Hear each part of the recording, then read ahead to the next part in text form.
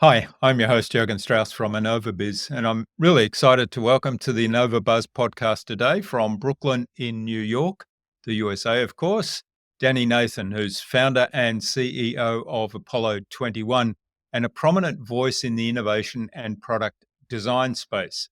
Danny has dedicated his career to guiding organizations through the complexities of innovation, collaborating with clients ranging from startups to Fortune 500 companies.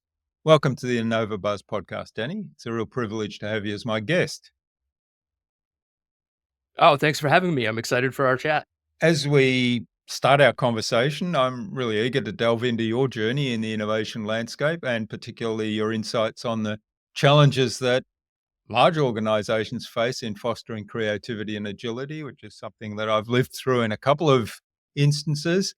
Uh, to kick things off, Danny, what Oh, yeah. impact do you aim to make in the world, and how do you envision that work contributing to your mission?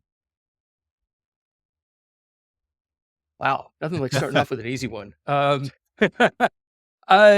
Impact in the world. So I really focus on helping companies understand what innovation means and to help them think differently about why innovation is important, how to bring it to life, and then what the impacts of those strategies and those efforts are on primarily technology products that companies are trying to create, all with an eye towards how do you add value for customers in a manner that creates a viable business. And it's sort of, two sides of the same coin or two sides of the operating system where, companies have to make money to run and all of that fun stuff. It's why they exist. But at the same time, the best companies are those that really add value to people's lives. And so that's kind of my guiding principle in all of this. And the more that we can help companies and organizations figure out how to make people's lives better, and that can be, socially, professionally, whatever it is. It doesn't have to be a big, you know, um, goal, but just something that makes people's lives easier and makes them go, "Wow, I wish more stuff worked like that because it does Yeah, what I need yeah. it to do." Well, there's a lot to unpack there, and um, from what exactly is innovation, how do you drive innovation, and the idea of providing value in a sustainable way for the business itself as well. So let's start with the well, how do you define innovation?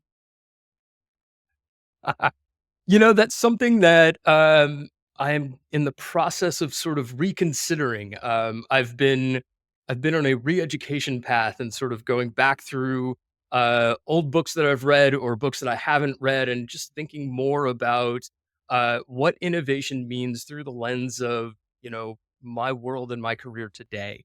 And for the moment, at least, and I will sort of leave myself the leeway to change opinion and change definition. But for me, innovation is really about thinking through opportunities to better utilize the tools and resources at our disposal to create new and interesting ways to add value for both customers and businesses.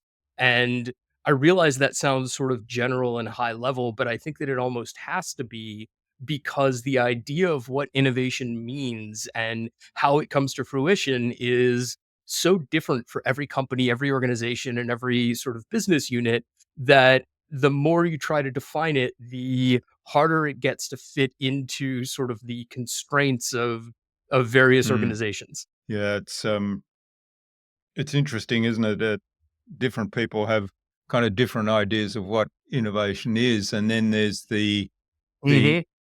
concept you mentioned before, providing value, which is something that I was always fascinated by. That in the corporate world, certainly there are some people that, oh, we need to innovate on this, we need to do something different, we need to change the way we're doing this, and I would always ask why, and they would always be surprised. And you're the person Yes. championing innovation here. Why are you challenging us? And I say, well, we're not innovating for Right. the sake of innovating. We're innovating because it adds value somewhere, and it's sustainable, which is the other part of the equation you mentioned.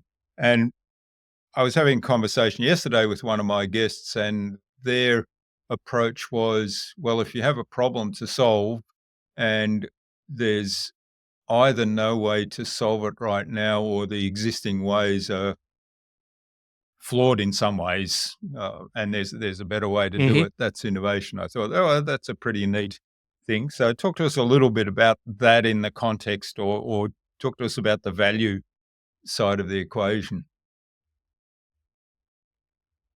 So the value side to me breaks down into basically value for customers and value for the business. And often it is the value for the business that drives, I think, the initial need or interest in innovation. It is, as you sort of nodded to, companies looking around going, okay, how can we do this better? How can we do it more efficiently? How can we really wring every last dollar out of every penny that goes in?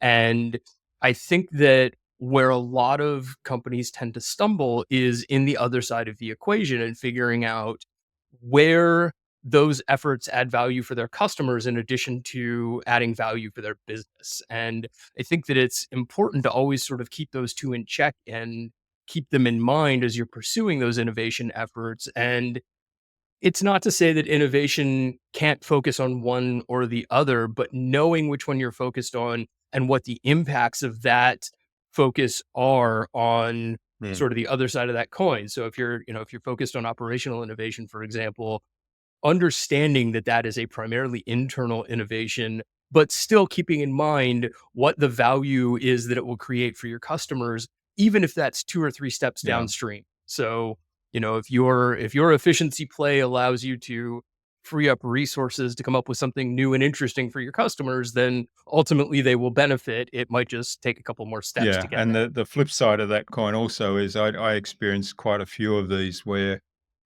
there was an internally focused innovation initiative that, oh, this is going to save us a lot of money or this is going to make our life easier.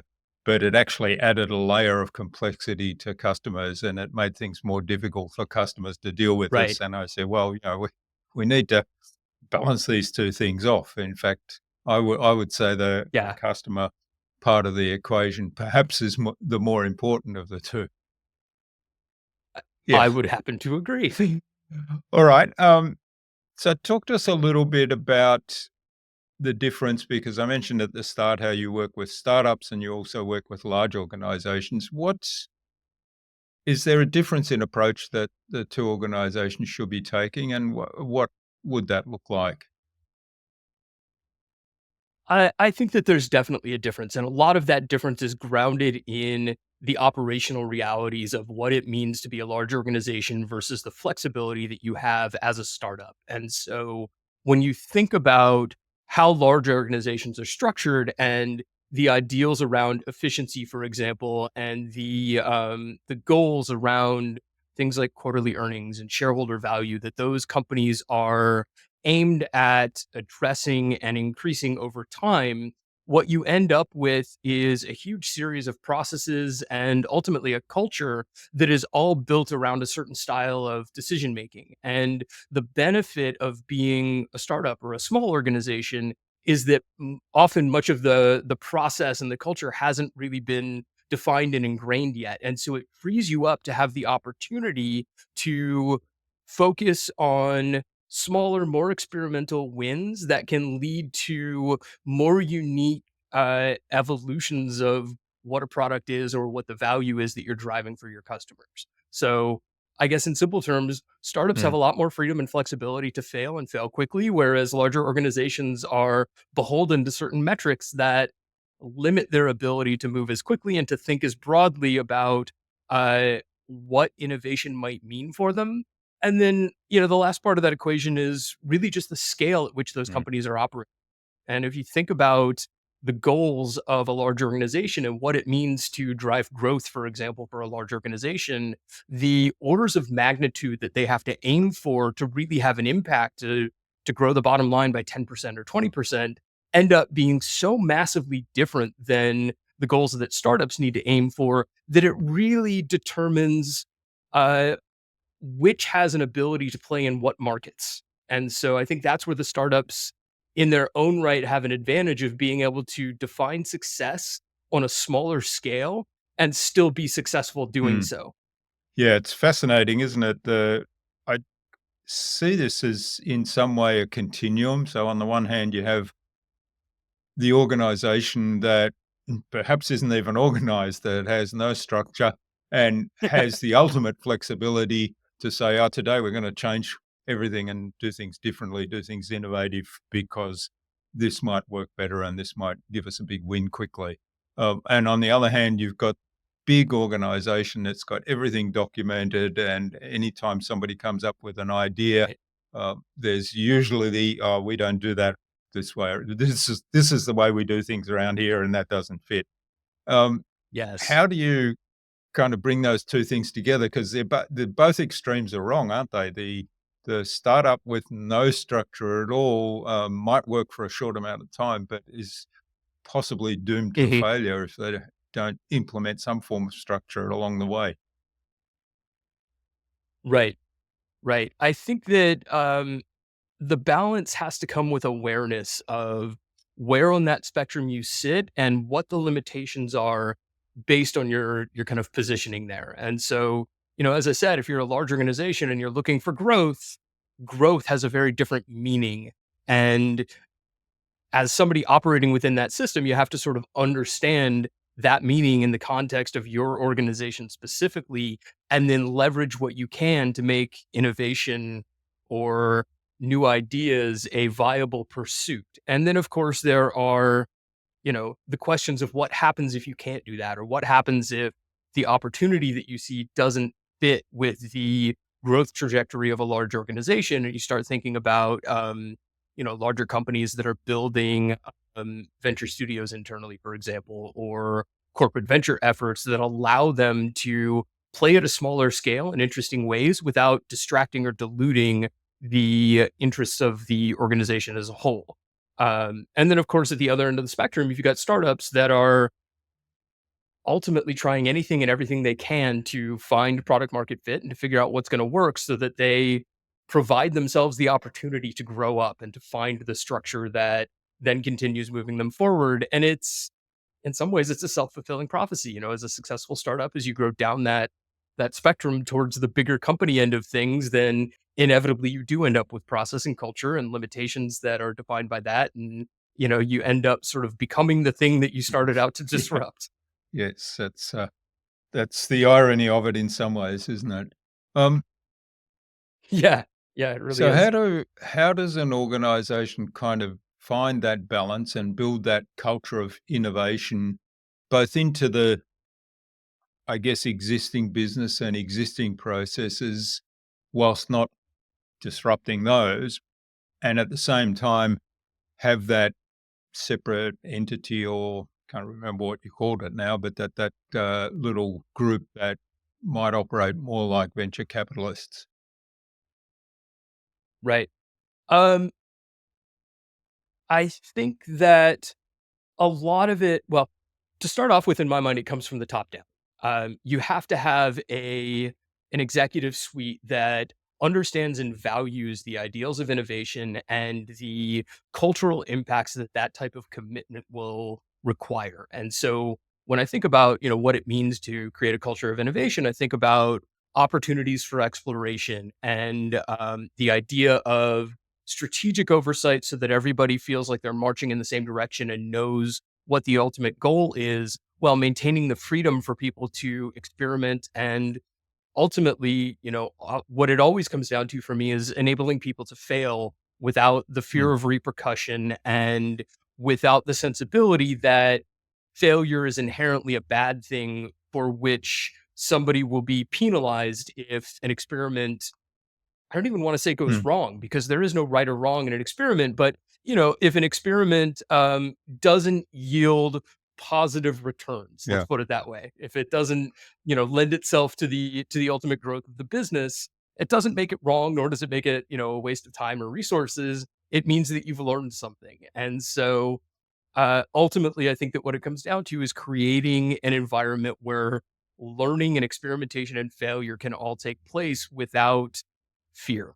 And startups do a really good job of that. Larger corporations usually do Mm, a less good job with that. And so there's a lot of sort of sharing of mentality and thinking about how the grass is always greener on the other side of the fence to consider as you're building out those cultures and thinking about how that culture will define the way that people approach problem solving within your Yeah, organization. yeah, I love the idea of treating new ideas and trying something new as an experiment. So there's no right or wrong answer. There's an outcome that Yeah. you're postulating at the start, and if that outcome doesn't happen, well, then you've learned something. And I always love the story. Can't remember, was it Jack Welch at GE that there was a one of his executives um, did did something.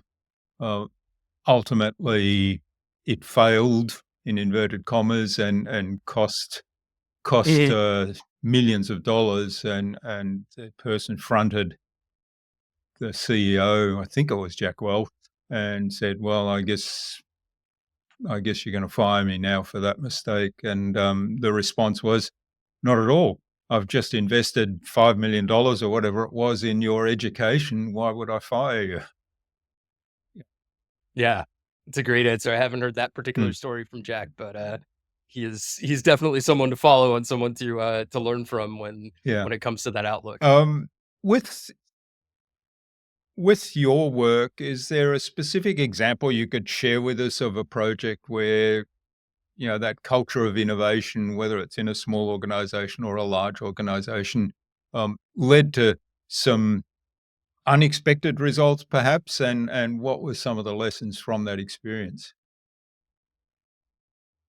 Yeah, the first example that comes to mind, we had a client in the Western sports space of all things. So think cowboys and rodeos and bull riding and all of that stuff, which is not usually a place where one kind of thinks about innovation and technology, which, to be frank, was part of what made it Yeah. a ton of fun to work on. And so, the organization that we worked with was committed to being data driven in a space that is not traditionally data driven, and we're really looking for opportunities to think innovatively about how to make Western sports more approachable to a growing audience that hadn't sort of come up through the cowboy Mm. states, if you will. So, there's a lot in our culture that over the last few years has created an interest in the space. Shows like Yellowstone and things like that that have drawn people in. Um, and so it really set the tone for a project that allowed us to flex our muscles in terms of thinking about how to go through the lean customer development process, how to learn from the people that would be benefiting from the things that we're creating. And one of the best examples that I can give you from that project, we were originally asked to create two mobile applications, one for rodeo fans and one for rodeo athletes. And throughout the research phase, as we were preparing to figure out what those applications should look like, um, we had the benefit of interviewing both fans and athletes through this organization. And we came to a really interesting discovery, which was that you really can't draw a hard and fast line between a rodeo fan and a rodeo athlete because often the fans who are attending a professional rodeo event are also Mm. amateur rodeo riders on the weekends and things like that. And really, especially in rodeo, that's how you become a professional is you come up through the amateur ranks. And, it's not unlike other sports, but it feels more direct. It's not nearly as difficult as it would be to get drafted into Yeah. the NBA, for example. And so ultimately, that learning led to a change in strategy, and we ended up creating a single app that was designed to kind of run the spectrum of fans to athletes and to really take into account the idea that a fan is an athlete and an athlete might be a fan of other athletes, et cetera. And really changed the way that we ended up kind of building that experience so that it served the needs of both parties and created a really tight connective tissue between the two so that people felt like they had a very personal connection to the athletes that they were following and the events that they were either viewing or Mm. Yeah, participating it's in. an interesting observation because I was thinking as you were speaking, there's actually quite a lot of sports where that is definitely the case. For example, I'm a keen Mhm. cyclist. Now I just do it for hobby, and I go out with a bunch of other guys and girls that um, we the social aspect is important as well, and every now and then we get quite competitive with one another, and and we have a lot of fun. But and some of the riders do race in amateur races, but at our age, most Mhm. of them are in the veterans veteran sphere.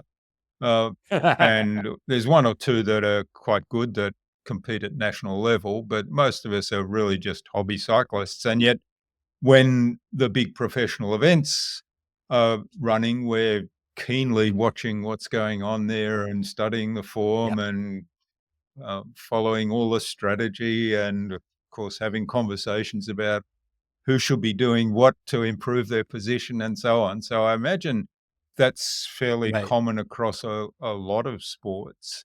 And then the other thing that your your observation prompted in me was that I see a lot of sports that I follow where that tight integration between fans and the professional athletes is actually part of the social fabric and part of the culture that Yes. really appeals to fans in some ways because they see the professional athletes as in some way kind of accessible a little bit, if you like. Mhm. Yes, and I think that that's one of the key kind of points of differentiation, especially as we're talking about, sports that are a little Mm. bit smaller on the spectrum. So, if we look at least here in the States, baseball, basketball, football, and hockey are referred Yeah. to as the Big 4.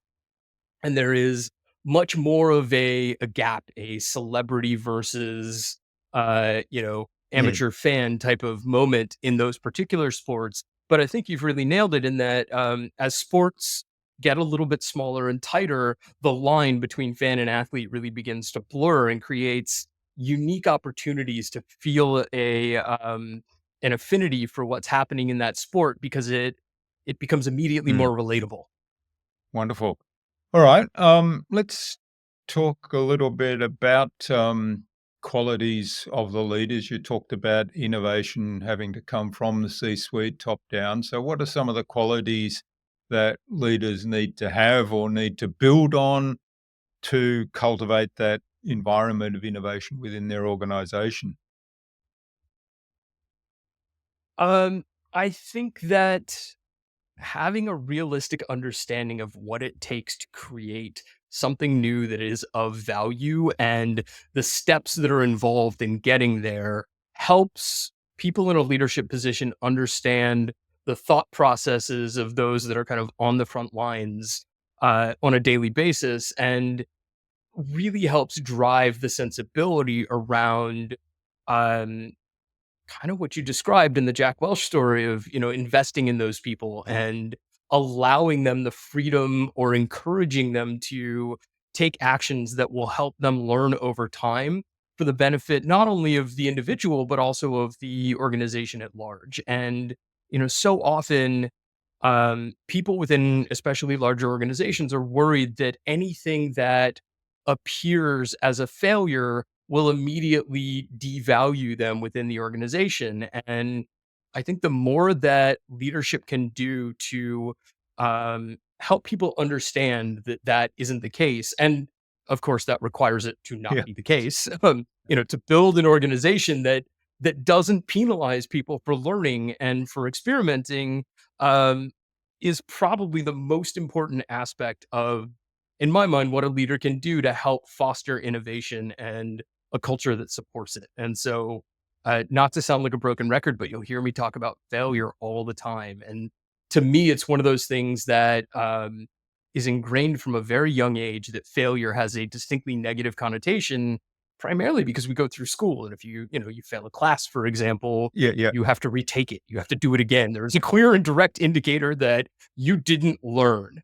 And as we get older, I think that failure begins to take on a new meaning and um, begins to change in that failure becomes more of a learning experience and has an opportunity to be more of a learning experience than a pass fail mentality like you get at a young age. And so enabling that and encouraging that and helping people get over the deeply ingrained moment of failure equals bad, I think is a highly desirable kind of Mm. leadership trait that a lot of people miss. Yeah, that's and at the same time, I mean, guardrails are always good because having people run amok Of is course, not good for the business. But of yeah. course, and I'm not suggesting yeah, I'm not suggesting that guardrails shouldn't be in place. And, it's really interesting if you read up on some of the research that has been done around the notion of failure.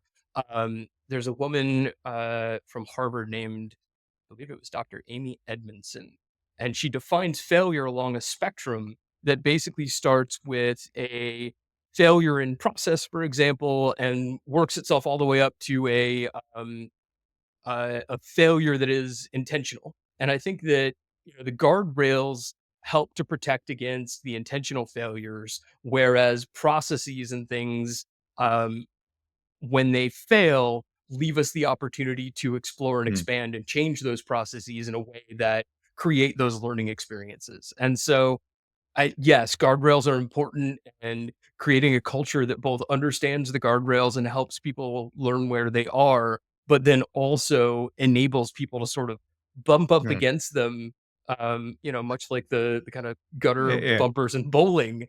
Um, I think that that creates a healthy environment where people have the opportunity to learn and to sort of figure out where the guardrails are so that they can play to the extremes without Yeah. stepping outside. Yes, there's I think that's the other side of that is what can individuals do themselves to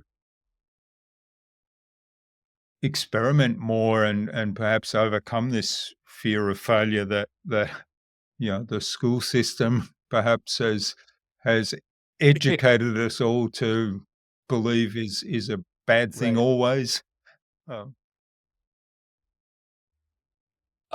To me, it in many ways comes down to question everything. And I don't necessarily mean question everything in terms of mm, why should I do it that way? Why bother? Whatever, but more um, just because a rule is in place or a guardrail is in place, learn to ask why, learn to think carefully about, um, what the intentions of the guardrail are, and then how you can act within the guardrails in a manner that allows for testing and experimenting and thinking about the application of new ideas or new business models, things like that, that enable people to really sort of take a unique perspective and be celebrated for it, as mm, opposed to penalized for it. yeah, and also I like, in addition to the why question, I like the what if question as well. The looking at what if because it kind of Yes.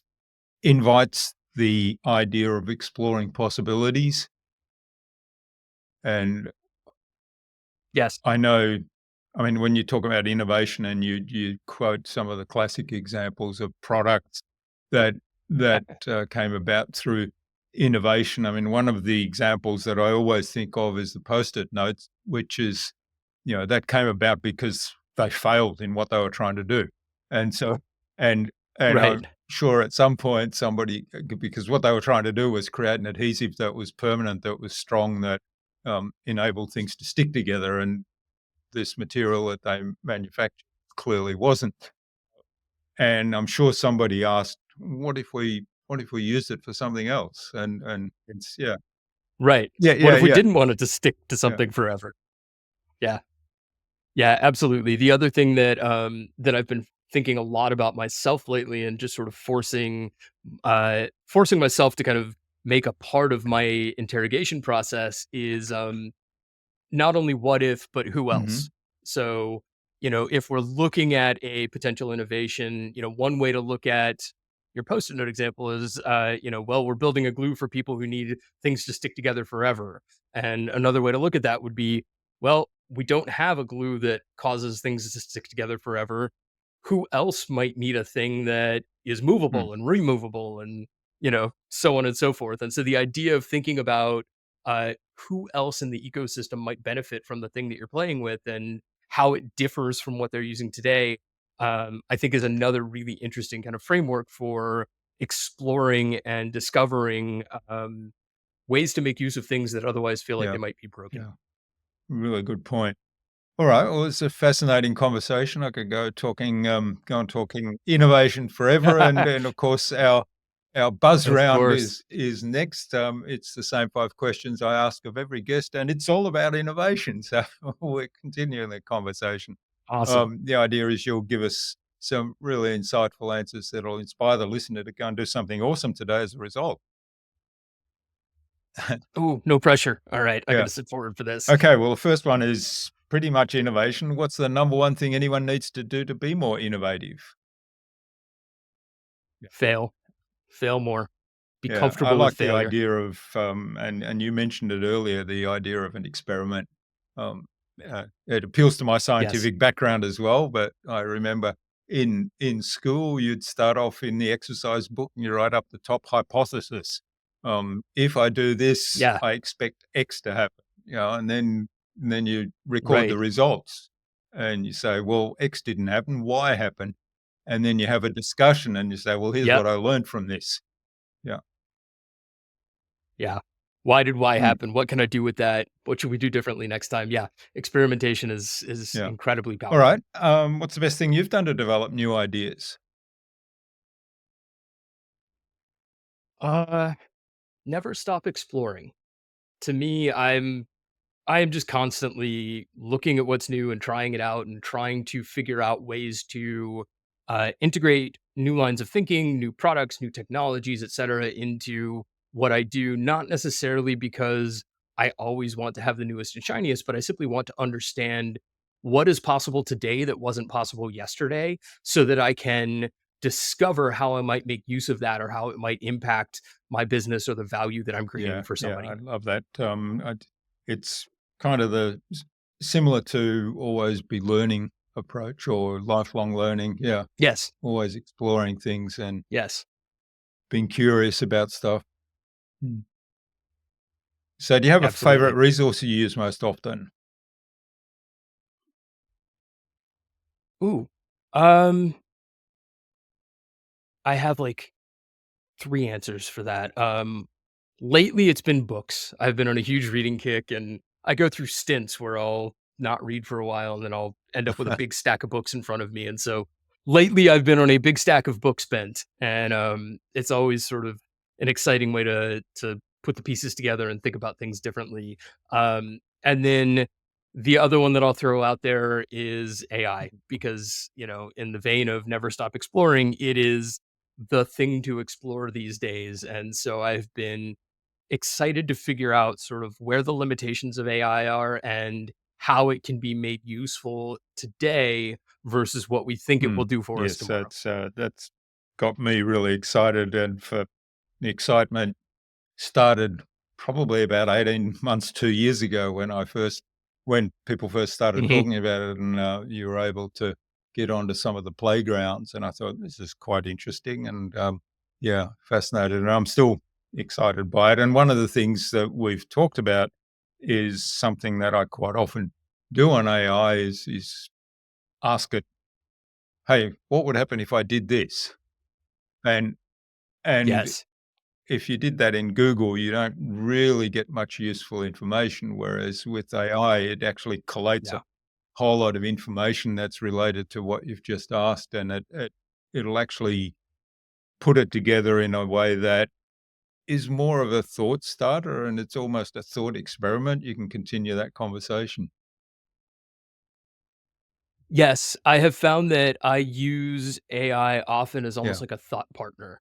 In a kind of similar to what you're describing around, what would happen if I did this, or help me come up with some initial ideas for blank and sort of figure out, where it helps me guide my thinking process. Not because I want the AI to, Mm. define the final output, but because sometimes it will throw in, things that I just hadn't thought of or hadn't considered, and so it's a great way to sort of expand a single mind and create a thought partner if you're sitting in a Mm. quiet Excellent. room. All right. When you're working with someone, what's the best way to keep a client on track? Manage Mm. expectations, help them understand where you're trying to go, how long you think it will take, and then be communicative at every step as things change Yeah. because inevitably they will. Yeah, I love that, as manage expectations and certainly a lot of people don't do that from upfront, and that's where I think that's if Yeah. expectations diverge right at the beginning, it's really hard to bring them back. Ooh, yes, very much so. All right, and finally in the buzz round, what's the number one thing anyone can do to differentiate themselves? Interesting. Mm, Have a perspective. Have something that, that you believe in, that you're willing to talk about, and be open to being challenged about it and have a conversation, but have a stance. Don't just sort of, you know, flow with the wind and swing whatever which way somebody is Yeah, pointing you at any given time. So, and I think a lot of that comes out of uh exploring and learning and trying things and being willing to fail. Ultimately, what you end up with is a perspective of, well, this way mm, makes sense to me. And, I again, be willing to compromise, be willing to share, be willing to look at other people's yeah, perspectives, yeah. but have one, please. Yeah, that's a really good point, and also it comes back to a little what we're talking about earlier, the fear of failure in going innovative, isn't it? That people um, say that, well, if I take a really strong stand on this particular issue, it might annoy a whole bunch of people, and they won't want to do business with me, for example. And I always argue that, well, maybe they're not the people you want to do business with then. Exactly.